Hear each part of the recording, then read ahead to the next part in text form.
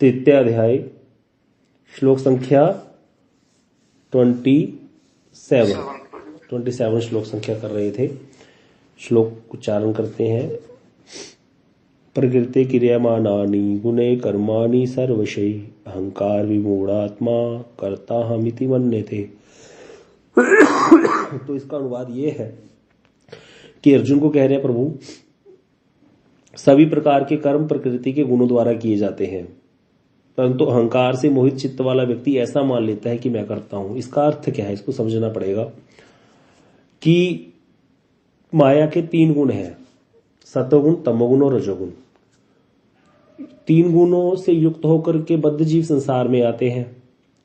कोई सतोगुणी होता है, कोई रजोगुणी होता है, कोई तमोगुणी होता है, या फिर मिश्रण भी रहता है गुणों का सब में। कोई पूरा तमोगुणी भी नहीं होता, कोई पूरा सतोगुणी भी नहीं होता और कोई पूरा रजोगुणी भी नहीं होता। तीनों गुण अपने अपने समय पर कार्य करते रहते हैं। सुबह का समय सतोगुण का होता है, सतोगुण की वृद्धि होती है सुबह के समय। सुबह आपसे कोई लड़ाई झगड़ा करे, आपका मन नहीं करेगा, अभी मैं लड़ाई झगड़ा करने शुरू कर दूं, आपको बंद करो, कोई फायदा नहीं है, लड़ाई झगड़े में क्या पड़ा है। जैसे जैसे दिन बढ़ता है, रजोगुण हावी होने लग जाता है, ये करो, वो करो, ये बढ़िया बनाओ, ये करो, आदमी कर्म में प्रवृत्त होता है रजोगुण के द्वारा। तमोगुण फिर उसको निद्रा, आलस्य में, क्रोध में लेकर जागता है।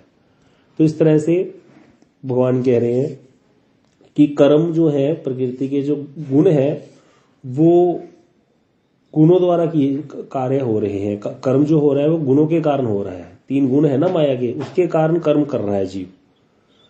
तो यहां पर कह रहे हैं इसीलिए अहंकार से, लेकिन जिसका चित्त मोहित है उसको वो क्या मान लेता है, अपने आप को कर्ता मान लेता है।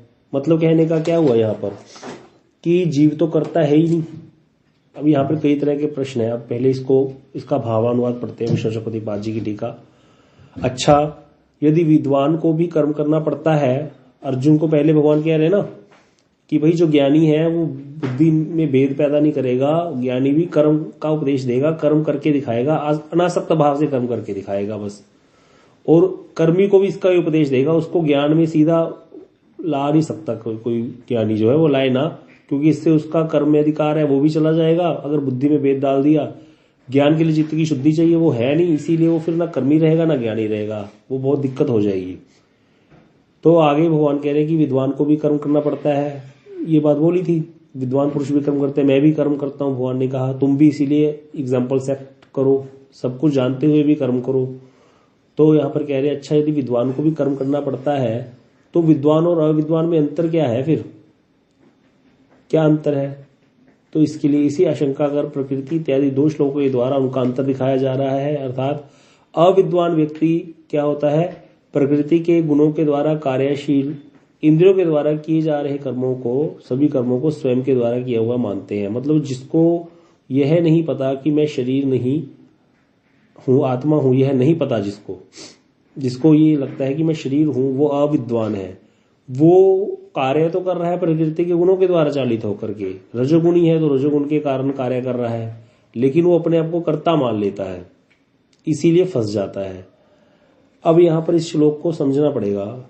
इस श्लोक को सुनकर के किसी किसी के मन में ऐसे शायद आ सकता है कि भाई जब जीव करता है ही नहीं तो उसको फिर सुख दुख क्यों प्राप्त होते हैं, वो बंधन में कैसे आ गया, उस पे कर्म थ्योरी लागू ही कैसे हो गई, क्योंकि जीवात्मा तो करता है ही नहीं। करता तो प्रकृति के गुण है, प्रकृति जड़ है चलो, और प्रकृति से तो जीव का कोई लेना देना नहीं है, ठीक है, वो यहां आ गया।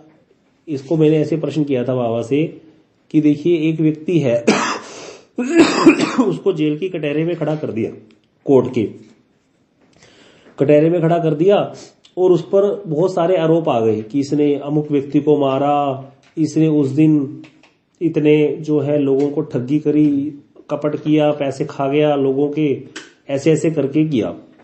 अब जज जो है उसको सजा सुना देता है, क्योंकि वो सारी चीजें प्रूफ हो जाती हैं। तो ये तो एक बात समझ में आती, क्योंकि उस व्यक्ति ने गलत काम किया और उसको सजा मिल गई।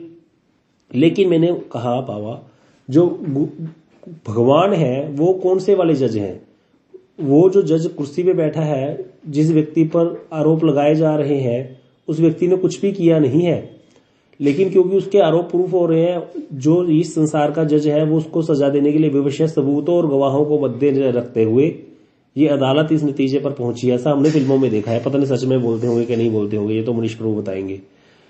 तो ऐसा बोलते हैं वहां पर कि सबूतों और गवाहों को मद्देनजर रखते हुए ये अदालत इस नतीजे पर पहुंची है। मतलब जज कहना चाहता है भाई मेरे को नहीं पता, मैं कोई अंतर्यामी थोड़ी हूं इसने क्या किया क्या नहीं किया, मैं तो सबूतों और गवाहों को दिख रहा हूं। इसीलिए जो वो क्या होती है, वो न्याय की देवी होती है ना, उसकी आंख पर पट्टी बंधी होती है, कानून अंधा है ऐसे बोलते हैं। क्यों? क्योंकि वो सबूतों और गवाहों पर चलेगा, है ना। तो मैंने कहा बाबा महाराज को कि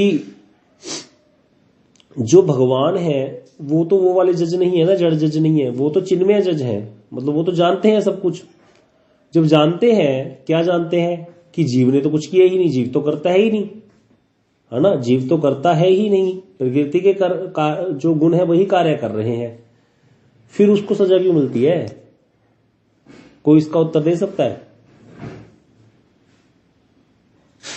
चाहे वो मूढ़ ही है जीव, उसको अज्ञान है, लेकिन है तो वो आत्मा ही। ये बात तो पता ही है ना। भगवान वो वाले जज हैं परमात्मा के रूप में हृदय में बैठे हैं सबके, ठीक है। कर्मों को नोट करते हैं, लेकिन कर्म का कर्ता तो है ही नहीं जीव, कर्ता तो गुण है प्रकृति के। यहां पर बोल दिया प्रकृति क्रिया मनानी, प्रकृति क्रियाशील है, प्रकृति कार्य करती है, गुण कार्य कर रहे हैं, जीव तो कार्य कर ही नहीं रहा, विवश होकर कार्य कर रहे हैं, वो तो गुणों के वशीभूत होकर के।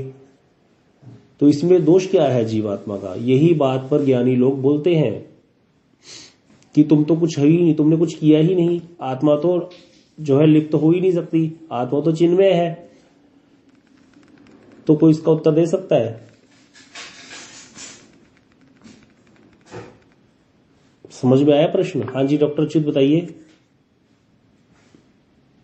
तो जी जैसे आपने बताया था कि भगवान जीव की स्वतंत्र इच्छा में हस्तक्षेप नहीं करते, तो भगवान की स्वतंत्र इच्छा इसमें कारण हो सकता है? भगवान की या जीव की? जीव की स्वतंत्र इच्छा। लेकिन जीव की जो स्वतंत्र इच्छा है, बहुत अच्छा आपने पॉइंट रेज किया है, बहुत बढ़िया। जीव की जो स्वतंत्र इच्छा है वो भी तो प्रकृति के गुणों के कारण हो रही है। समझ रहे हो कि नहीं समझ रहे? एक व्यक्ति तमोगुणी है, दुर्योधन ने बोला था भगवान को, जानामि धर्मम नामे रुचि, मेरी रुचि नहीं होती धर्म को जानता हूं मैं, जानामि अधर्मम, है ना, उसमें मेरी प्रवृत्ति है, अधर्म को मैं जानता हूं, अधर्म क्या है धर्म क्या है, लेकिन मेरी प्रवृत्ति जाती नहीं। नामे नाच निवृत्ति, अधर्म में मेरी निवृत्ति नहीं है, जानामि धर्म नाच मेरी प्रवृत्ति, वहां में मेरी प्रवृत्ति नहीं होती। इसीलिए सब कुछ कराने वाले तो आप हो, आप ही सब जीवों को प्रेरित करते हो, आप ही करता हो, मैं तो कुछ नहीं हूं। दुर्योधन ने ये बात बोली थी भगवान को, तो फिर दुर्योधन सही हुआ या गलत हुआ?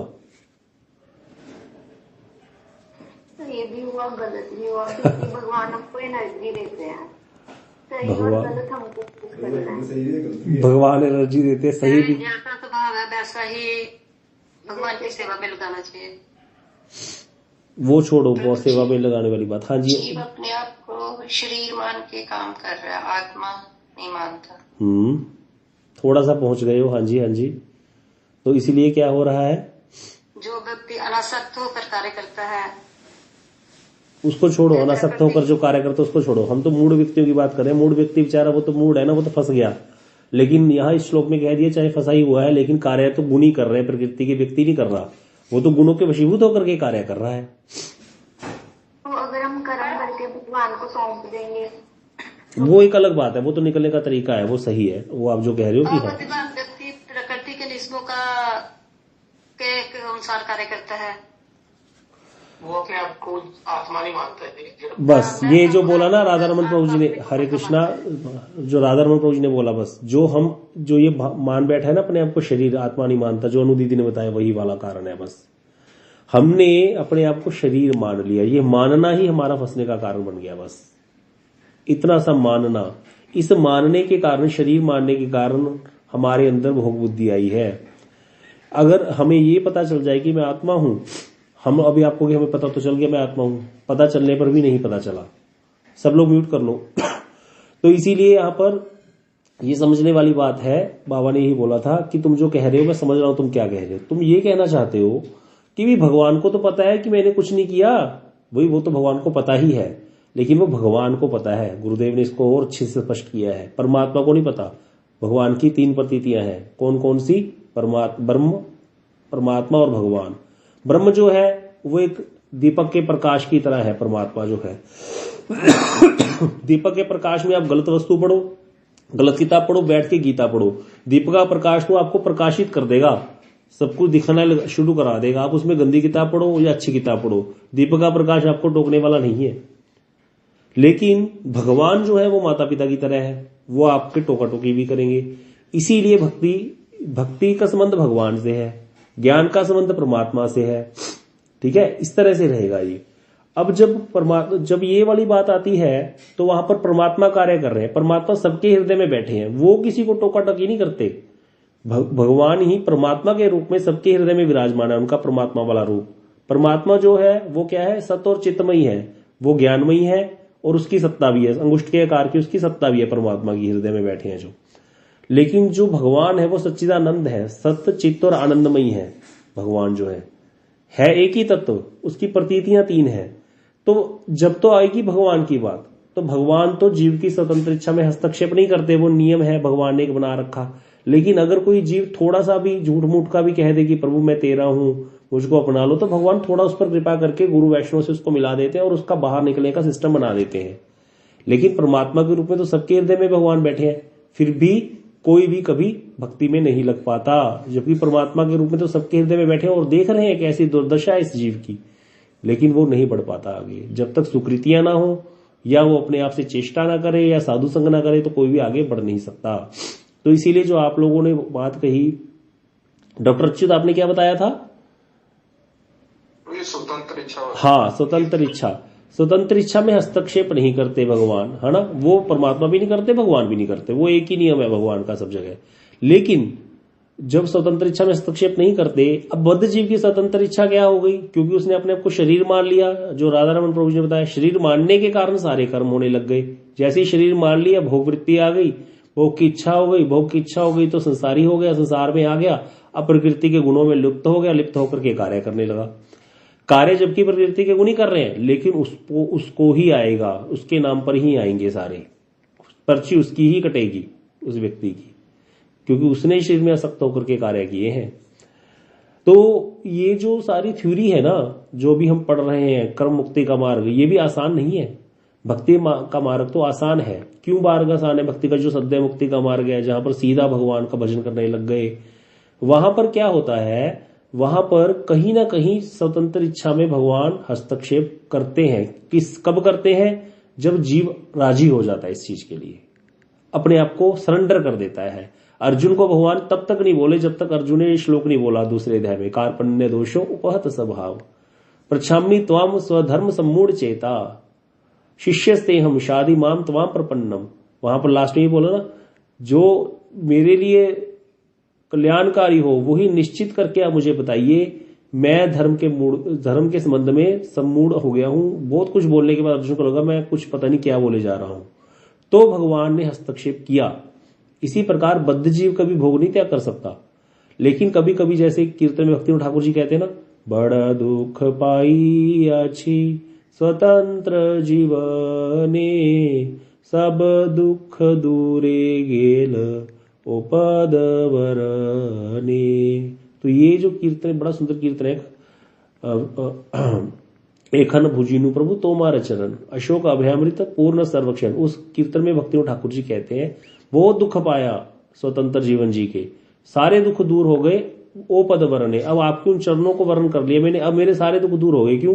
क्योंकि अब भगवान धीरे धीरे उसका जो है शोधन करना शुरू कर देते हैं। क्योंकि भगवान हमारी माता है, हमारे पिता भी हैं। तमेव माता पिताश्च तमेव, वेद में श्लोक है, तमेव बंधुश्च सखा तमेव।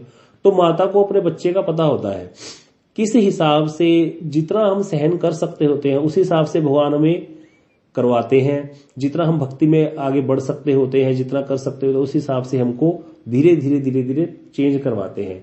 इसमें बद्ध जीव का एक ही कार्य रहना चाहिए, जिसको बार बार गुरु वर्ग कहते हैं कि अपने नियम मत छोड़ो, नियम के पक्के रहो। जो नियम हमको मिल गया ना, इतनी माला करनी है, कथा श्रवण करनी है, जो भी नियम तुलसी परिक्रमा करनी है उसको नहीं छोड़ना, बस हमें उतना कार्य करते रहना। और उतना व्यक्ति कर सकता है, आपको भी पता है, बद्ध अवस्था में संसारी रहते हुए भी हम लोग इतना काम तो कर ही सकते हैं कि जो नियम हमको दिए हैं उसका पालन हम कर सकते हैं। और आपको पता है मन जो है बड़ा अजीब सा है, जिस कार्य में लग जाए लग ही जाता है। फिर आप देखना कभी कभी आपके मुख से अपने आप नाम चल पड़ता होगा जबकि आपके हाथ में माला नहीं है, क्योंकि उस समय पर आप नाम करते होगे, अगले दिन उस समय पर आप माला हाथ में नहीं भी लोगे तो नाम प्रभु अपने आप आ जाएंगे जीवा पर, क्योंकि मन का अभ्यास होता है, मन को अभ्यास पड़ जाता है चीजों का अपने आप। जैसे मन को संसार का अभ्यास हो गया, भजन करते करते धीरे धीरे भजन का भी अभ्यास हो जाएगा। तो वो चीज में भगवान आकर के हस्तक्षेप कर देते हैं फिर, और आकर के गुरु वर्ग तो थोड़ा और ज्यादा हस्तक्षेप कर देते हैं। इसीलिए गुरु की बहुत ज्यादा महिमा है, वैष्णव की और ज्यादा महिमा है। वैष्णव तो डांट भी देते हैं, वैष्णव तो अच्छे से शोधन कर देते हैं, गुरुदेव तो मार भी देते थे। कल कथा सुन रहे थे प्रभु जी से, प्रभु कहते छोटी सी बात बीच में से पूछ लेते थे, गुरुदेव नहीं पता तो फिर थप्पड़ पड़ता था सीधा, क्योंकि इतना सिखाया कहाँ दिमाग रहता है तुम लोगों का। क्यों? क्योंकि उनको पता है अभी तो ये सो रहा है माया की गोद में और समय निकला जा रहा है। हर समय हम लोग, हर पल व्यक्ति, जो व्यक्ति इस संसार में आ गया बद्ध होकर के, हर समय वो मृत्यु की तरफ जा रहा है कि नहीं जा रहा। बच्चे का जन्म हुआ, जन्म होते ही मृत्यु की तरफ दौड़ने लग गया। एक एक क्षण हमारा नष्ट होता जा रहा है और हम हैं भोगी। संसार में भोग के बिना हमारे दिमाग में कोई चीज ही नहीं आती। एक दिन व्रत रखते हैं, कैसे दिमाग खाने में चला जाता है। सोचो, एक दिन हम अन्न के बिना नहीं रह पाते, कितना मुश्किल हो जाता है व्रत रख करके, सबको पता होगा ये बात। तो कैसी हमारी दशा है, कैसी बद्ध अवस्था है हमारी। ऐसी अवस्था में हमको गुरु वर्गों को बाहर निकालना है झंझट से, कितना मुश्किल कार्य है उनके लिए। क्यों? अगर ज्यादा शासन कर देंगे तो हमको लगेगा हमारे पीछे ही पड़ गए। हमने देखा कितने बच्चों को प्रभु जी को बोलते हुए, आप तो पीछे ही पड़ गए मेरे, आप तो मेरे पीछे ही पड़ गए हो, ऐसे बोलते हुए देखा प्रभु जी को। एक पढ़े लिखे व्यक्ति थे, बहुत इंटेलिजेंट इंजीनियर थे, वो प्रभु जी को ऐसे हाथ जोड़े बोले मेरा पीछा मत छोड़ दो, आप मेरा पीछा छोड़ दो। ऐसे प्रभु जी तो बहुत साधन कराते थे हमसे, इतना साधन कराया आप सोच नहीं सकते। सुबह ही उठा करके लगा देना, जो सो रहा उसके ऊपर पानी डाल देना, कितनी बड़ी हिंसा है। सोते हुए को जगाओ बेचारे को, आराम से सो रहा है व्यक्ति, रजाई लेकर के ठंडा ठंडा पानी डाल दो उसके ऊपर, चलो उठो मंगला आरती करो। लेकिन वैष्णव करते हैं। अब देखो, इस समय तो हमको शायद कभी क्रोध भी आ जाए, जिस दिन प्राप्ति होगी, जिस दिन आनंद कंद की प्राप्ति होगी, जिस दिन आनंद आने लगेंगे भक्ति में, उस दिन कितने कृतार्थ होंगे अपने गुरु को याद करके। हम लोग, मैं अपनी बात बताता हूँ, हमारी जब हम फिजिक्स केमिस्ट्री की ट्यूशन लगाते थे तो हमारे टीचर थोड़े बूढ़े थे, तो बच्चे क्या करते थे ना, बाहर जाके बम चलाए आते थे, बड़ा सारा बम, वो डर जाते थे, कांपते थे। उनको कांपते देख करके बच्चों को बड़ा मजा आता था। अब हम लोग भी हंस लेते थे भाई बीच में, क्या बताएं, अपनी बात है, बता देनी चाहिए, कमजोरी है। तो वो पढ़ा रहे होते थे बेचारे बाहर, और उसकी ना आगे से निकाल करके धागा लंबा सा पहले बम फिट कर आते थे। और थोड़ी देर बाद 10-12 मिनट बाद जैसे ऐसे सुलगते सुलगते वो चलता था तो एकदम से बड़ा धमाका होता था, वो डर जाते थे। अब क्या होता था, वो तो हमको, पहले तो केमिस्ट्री वैसी अजीब सी होती है, उसमें समझ नहीं आती होती, रिएक्शंस बहुत होती हैं, याद करनी पड़ती हैं, लेकिन करते थे वो, कराते थे हमको। फिर भी वो कहते थे तुम कितने मर्जी पटाखे चलाते रहो, मुझे कोई फर्क नहीं पड़ता, मैं तो 3 महीने का तुम्हारा कोर्स है, करा के तुम चले जाओगे। अगर तुम कुछ नहीं बन पाए तो मेरा कोई दोष नहीं है, मेरे को तो अपनी ड्यूटी करनी है, मैंने तुमसे पैसे लिए, बाद में तुम्हें पता चलेगा। अब उसमें से एक बच्चा टीचर ही बन गया हमारे साथ पढ़ते पढ़ते, वही वाला बच्चा जो क्या करता था, बम भी चलाता था। उसकी किसी कंपनी में सिलेक्शन नहीं हुई, लेकिन क्योंकि उसने मेडिकल नॉन मेडिकल लिया था तो इसीलिए वो टीचर तो लग ही सकता है, तो वो टीचर लग गया किसी जगह। अब उसके साथ भी बच्चे वही करते थे, तो वो स्पेशल माफी मांगने आया था, कहता सर आज मुझे पता चला है कि कितना मुश्किल होता है बच्चों को संभालना। कहता अब जो है, अब मैं आप कैसी हंसी हम हरकतें करते थे, तो अब क्या होता है, जब प्राप्ति होती है बद्ध जीव को, तब उसको पता चलता है मेरे गुरु ने मेरे लिए क्या क्या नहीं सहा। और उपाजी का एक आर्टिकल है, शालिग्राम से बादाम तोड़ा। एक ब्रह्मचारी ने द्वार बंद कर लिया, भूख इतनी लग रही थी, खाने में इतना पागल हो गया। पहले बादाम ना तोड़ के खाते होते थे लोग, क्योंकि बादाम का कहते हैं रस निकाल लेते हैं गिरी का। तो हमने तो अपने घरों में देखा है, बादाम मोटे मोटे सख्त सख्त बादाम ले आते थे, उसको तोड़ना पड़ता था, फिर उसमें से गिरी निकालते होते थे ताकि उसमें से तेल ना निकाला हो बादाम में से। तो पहले तो लोग बड़ी मेहनत इस तरह से करते थे, आजकल कोई नहीं करता, आजकल तो सब लोग गिरी ले आते हैं। तो वो ब्रह्मचारी को इच्छा होगी, अंदर बादाम रखे थे वो वाले जो तोड़ के खाने होते हैं, तो उसने, और तो कुछ दिखा नहीं उसको, तो शालिग्राम मिल गए उसको, ठाकुर जी शालिग्राम से ही उसने बादाम तोड़ के खाने शुरू कर दिए। कैसी बद्ध अवस्था है। बद्ध जीव की क्या दशा है सोचो, जो पूजा कर रहा है अंदर पुजारी बन करके। प्रभुपाद जी का आर्टिकल है, शालीग्राम से बादाम तोड़ा। तो इस तरह से बद्ध जीव की बड़ी दुर्दशा है। भोग के बिना उसको कुछ नहीं चाहिए। जहां भोग में बाधा होती है, थोड़ा गुरु वैष्णव टोक देते हैं तो बड़ी दिक्कत हो जाती है। ऐसे लगता है ये मेरे दुश्मन कहां से आ गए। तो लेकिन फिर भी वो हस्तक्षेप करके हमको बाहर निकालते हैं इससे, क्योंकि उनको पता है यही जीवन है, इसमें जितना सुधार हो जाए बढ़िया है, यही तो मिला है। क्लास में हर बच्चा जब जाता है तो माता पिता का, टीचर्स का एक सबसे ज्यादा जोर होता है। जो बच्चा कमजोर होता है, जो 30% लेने वाला होता है, उसका टीचर्स का, माता पिता का क्या जोर होता है, कम से कम 35% ले ले, पास तो हो जाए। इसीलिए सबको हमको दया करनी चाहिए, सबसे हमको क्या करना चाहिए, कृपा करके उनको आगे बढ़ाना चाहिए। जरूरी नहीं 100%, सबको 100% मार्क्स नहीं आ सकते। क्लास में सबके 100% मार्क्स नहीं आते होते, किसी के कम आते हैं, किसी के ज्यादा, लेकिन पास होने जितने आ जाए, बस पास हो जाए। तो पास होने का कि यहाँ पर भक्ति मार्ग में क्या एलिजिबिलिटी है कि बस जो गुरु वर्गों ने नियम दिए, माला करो, नियम से 16 माला धीरे धीरे आ जाना चाहिए। हर व्यक्ति को 16 माला पे आ जाओ, धीरे धीरे करते करते बढ़ाते अपने वजन को। एकादशी का व्रत करो, तुलसी जी को जल दो, भगवान को भोग लगा करके पाओ। ये नियम, भक्तों का संग करो, बस इतना नियम करते रहो, पास हो जाओगे। पास मार्क्स चाहिए। अब हमारी जय ध्वनि की बात है। जय ध्वनि सब व्यक्ति तो 100% नहीं बोल सकता, लेकिन जो इसको थोड़ी बहुत शुरू की लाइन में दिक्कत आती है, हमको भी आती थी शुरू में। एक पहली लाइन के चक्कर में पूरी जय ध्वनि ना कोई बोले, हम उसको बोले नहीं तुझे तो आती नहीं, तू रहने ही दे, तो उससे तो वो पास ही नहीं होगा। पासिंग मार्क्स तो उसके आ सकते हैं ना, क्योंकि आगे की तो उसको सारी आती है ना, पहले वाली लाइन नहीं आती। तो फिर क्या हो गया, उसको बल प्रदान करो कि नहीं तुम बोल सकते हो, पहली लाइन कोई बात नहीं, जैसी मर्जी बोल देना, अगली लाइन तो सारी ठीक ही बोल दोगे, वो तो आसान है। तो इससे वो पास तो हो गया। तो इस तरह की हमारे अंदर चेष्टा होनी चाहिए, क्योंकि हम वैष्णव है, हमें एक दूसरे को हाथ बढ़ा करके आगे बढ़ाना है। जो कोई कथा में ज्वाइन नहीं करता उसको उठाना है, आगे बढ़ाना है, नहीं तो किनकी, अच्छा हाँ, कल ना वो जय ध्वनि की बात चल रही थी, तो हमारे एक प्रभु जी का फोन आया, मेरे फ्रेंड है, तो वो कहते, एक प्रभु जी थे, पता नहीं अभी ज्वाइन है कि नहीं है, तो वो कहते मैं जय ध्वनि पहले तुमको सुना देता हूं। तो उन्होंने कहा जय जय श्री गुरु गौरांग धर्विका की जगह बोल दे गांधारी। तो वो कहता मुझे इतना हंसी आई, मैंने उनको बोला भाई तुम रहने ही देना। तो इसीलिए, लेकिन गांधारी नहीं बोला, देखो जो गांधारी बोल सकता है वो गांधारी का भी तो बोल सकता है। कई लोगों को आदत होती है जानबूझ के हंसी कराने की। क्यों हंसी कराने की, मतलब उनको लगता है कि चलो हंसी फैला दो थोड़ी सी, अगर मैं थोड़ा गलत बोलूंगा सब हंसेंगे तो भी क्या जाता है, हंस तो लेंगे ना। तो इसीलिए कोई दोष नहीं है, धीरे धीरे हम सब सीख जाएंगे। ऐसी कोई रॉकेट साइंस नहीं है, पंजाबी में लिख के रख लो उसको, तब भी आप बोल सकते हो। अब अगला श्लोक करते हैं। ये श्लोक सबको समझ में आ गया होगा कि भगवान कह रहे हैं कि अविद्वान व्यक्ति क्या करता है, प्रकृति के गुणों के द्वारा कार्यशील इंद्रियों के द्वारा किए जा रहे सभी कर्मों को स्वयं के द्वारा किया हुआ मानते हैं। मतलब वो ये मानता है कि मैंने, लेकिन जो विद्वान है वो मानता है कि क्योंकि उसको आत्मनात्म विवेक हो गया है, विद्वान को निष्काम कर्म योग का फल है आत्मनात्म विवेक हो जाना। तो विद्वान को आत्मनात्म विवेक होते ही ये पता चल जाता है कि मैं कार्य नहीं कर रहा, गुण ही कार्य कर रहे हैं। लेकिन वो कार्य छोड़ भी सकता है, लेकिन फिर भी वो लोक संग्रह के लिए, लोक शिक्षा के लिए फिर वेद विहित कर्मों को करता है। कौन? ज्ञानी व्यक्ति। यहां पर यह बात समझाई जा रही है।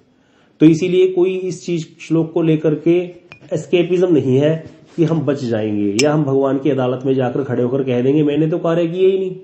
गीता का तीसरे अध्याय का 27वां श्लोक पढ़ो, भगवान को बोलेंगे जाकर के।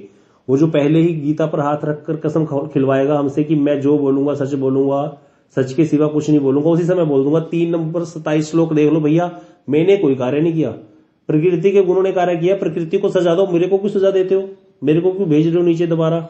ये बात चलेगी नहीं, क्योंकि जब हम अपने आप को कर्ता मानते हैं, शरीर मानते हैं, तो कर्तापन हमारे अंदर है।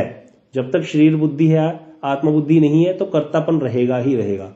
ये कर्तापन जाना आसान वस्तु नहीं है, आसान बात नहीं है।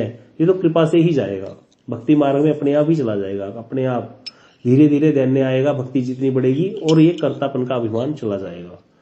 तो यही श्लोक है। अगला श्लोक अभी पढ़ते हैं। तत्ववित तु महाबाहो गुण कर्म विभागयो गुणा गुणेषु वर्तन्त इति मत्वा न सज्जते। इसका अनुवाद अन्वय सुनीता दीदी पढ़िए। जी प्रभु जी। महाबाहो हे महाबाहो अर्जुन, गुण कर्म विभाग्यो तत्वविद, जो गुण कर्म विभाग के तत्व को जानते हैं, स तू किंतु वे इति यह मतवा मानकर ना सजते, असक्त नहीं होते कि गुना इंद्रिया गुणेशु रूप आदि विषयों में वर्तन्ते रत हैं। अनुवाद पढ़ना प्रभु। हाँ जी, हाँ जी। हे महाबाहो अर्जुन, जो इस तथ्य को जानते हैं कि आत्मा सत्वादि गुण और कर्म से पृथक है, वे तत्वविद पुरुष कर्तापन का अभिमान नहीं करते हैं। वे ऐसा मानते हैं कि इंद्रियां तो अपने अपने विषयों में रत है, किंतु मैं उनसे पृथक हूँ।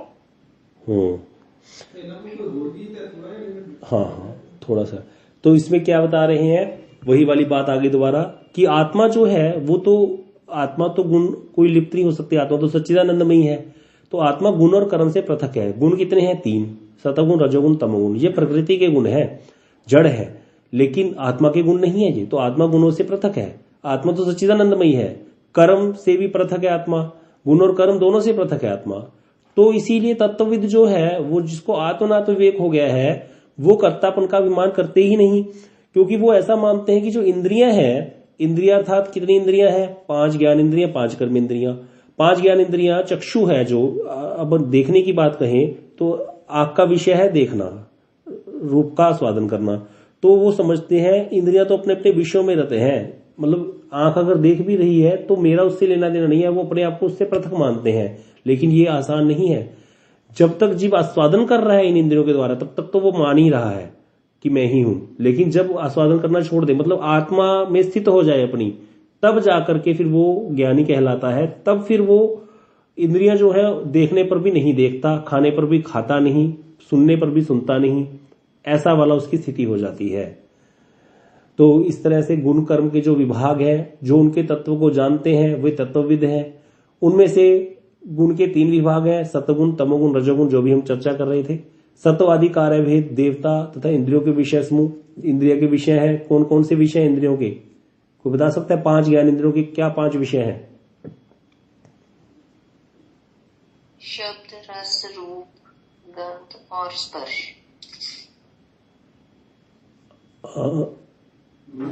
रूप, रस, शब्द, हाँ, स्पर्श, यही विषय है इंद्रियों के। तो ये जो विषय है ये कर्म के विभाग है, ठीक है ना।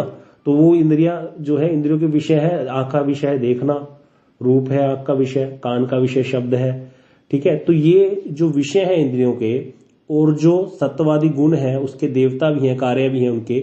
जो तत्वविद व्यक्ति इन दोनों के तत्व को जानते हैं, मतलब वो जानते हैं कि आत्मा तो इनसे पृथक है, तो वहां पर फिर क्या है, वो उसमें लिप्त नहीं होते। जैसे कह रहे हैं देवता आदि या गुण समूह प्रयोजनीय चक्षु, चक्षु मतलब नेत्र आदि इंद्रियों में, और रूप आदि विषयों में वर्तमान रहते हैं। सारी इंद्रियों के देवता है, वो वर्तमान रहते हैं उन इंद्रियों में। किंतु विद्वान व्यक्ति ऐसा समझते हैं कि मैं गुण नहीं हूं, किसी भी प्रकार का गुण कार्य भी नहीं हूं, जो गुण है वो भी नहीं हूं मैं, क्योंकि मैं तो आत्मा हूं। और उसका जो गुणों के द्वारा कार्य होगा, आंख के द्वारा जो देखने का कार्य होगा, वो कार्य भी मैं नहीं हूं। तो गुण और गुण कार्य से मेरा कोई संबंध ही नहीं है, ऐसा समझकर विद्वान व्यक्ति उसमें आसक्त नहीं होते। तो ये किसके लिए बोला गया? सारे श्लोक ये ज्ञानी के लिए है। भक्त के लिए भी ये स्थिति है, लेकिन कौन से भक्त के लिए? जो महाभागवत लेवल पे पहुंच गया, मतलब कनिष्ठ भक्त, मध्यम कोटि का भक्त और उत्तम कोटि का भक्त। अभी कनिष्ठ भक्त के अंदर तो यही सब चीजें रहेंगी। वो कर्तापन का अभिमान भी रखता है, उसके अंदर सब कुछ है, लेकिन उसके अंदर एक क्वालिटी आ गई कि वो भक्त बन गया, धीरे धीरे शरणागति उसने ग्रहण कर ली है, अब भजन करने लग गया, आगे बढ़ेगा। लेकिन ये वाला श्लोक ज्ञानियों के लिए है। भक्त, अगर कनिष्ठ भक्त ये सोचे मैं गुण नहीं हूं, मैं कार्य नहीं हूं, सोचता रहे, लेकिन क्योंकि उसके अंदर कर्तापन का अभिमान है, इसीलिए उस पर भी नियम तो लागू होंगे ही कर्म थ्योरी के। क्योंकि उसने शरणागति ग्रहण कर ली है, थोड़ी छूट मिल जाती है कि भगवान कृपा करके, गुरु वैष्णव कृपा करके धीरे धीरे उसको आगे बढ़ाते हैं। तो इस तरह से यहाँ पर दोनों मार्ग, कर्म मार्ग और जो सद्य मार्ग भक्ति का जो है, सद्य मुक्ति का मार्ग, दोनों एक साथ चल रहे हैं। यहाँ पर अभी चर्चा ज्ञानियों की चल रही है, भक्ति मार्ग की चर्चा भी आएंगी सारी आगे 6वें अध्याय के बाद, जो 6ठे अध्याय के बाद श्लोक आएंगे भक्ति मार्ग के लोगों के लिए आएंगे। अभी तो ज्ञान कांड और कर्म कांड जो आएगा पहले, तो वही सारी चर्चा चल रही है। इस तरह से ये श्लोक हो गया। अभी जय ध्वनि आज किसकी है? वांछा भक्तों के पास नाम पावनी वैष्णव